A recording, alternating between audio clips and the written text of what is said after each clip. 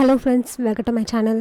ఇంకా విక్కీ ఒక దగ్గర కూర్చొని బాధపడుతూ ఉంటాడు. అది చూసిన పద్మావతి విక్కీ దగ్గరికి వెళ్ళి, ఏంటి సారు మళ్ళీ నాకు సర్ప్రైజ్ ఇవ్వాలి అనుకుంటున్నారా? ఇప్పుడు ఏం సర్ప్రైజ్ ఇవ్వబోతున్నారు చెప్పండి అని విక్కీ వైపు చూస్తుంది. కానీ విక్కీ ఏడుస్తూ ఉంటాడు. అది చూసిన పద్మావతి, సారు ఏమై ఉండాది, మళ్ళీ ఏం జరిగింది అని అడుగుతుంది. అక్కను చూడకుండా నేను ఇన్ని రోజులు ఎప్పుడు ఉండలేదు పద్మావతి. ఆ నీచుడు అక్కడ ఏం చేస్తాడో ఏమో నాకు భయంగా ఉంది అని విక్కీ అంటాడు. సారు మంచి వాళ్ళకి ఆ దేవుడు ఎప్పుడు కష్టం పెట్టాడు. వదిన క్షేమంగానే ఉంటుంది, మళ్ళీ మనతోనే కలిసిపోతుంది అని పద్మావతి అంటుంది. అక్క క్షేమంగా ఉండాలి అని నేను కోరుకుంటున్నాను, కానీ ఆ నీచుడు నా మీద కోపంతో అక్కనేమైనా చేస్తే ఆ ఊహే నేను భరించలేకపోతున్నాను అని విక్కీ అంటాడు. సారు మీరు బాధపడ్డం నేను చూడలేను, మీరు బాధపడకండి. వదిన ఎక్కడుందో మనం వెతికే పనిలో ఉందాం. వదిన ఖచ్చితంగా మనకి దొరుకుతుంది, వదినని కాపాడుకుందామని పద్మావతి అంటుంది.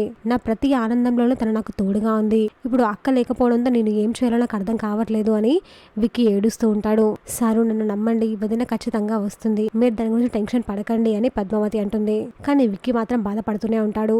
చూసాక ఫ్రెండ్స్, మరి ఏం జరగబోతుందో. ఇలాంటి జెన్యూన్ అండ్ రెగ్యులర్ అప్డేట్స్ కోసం మా వీడియోకి లైక్ చేసి ఛానల్ని సబ్స్క్రైబ్ చేసుకోండి.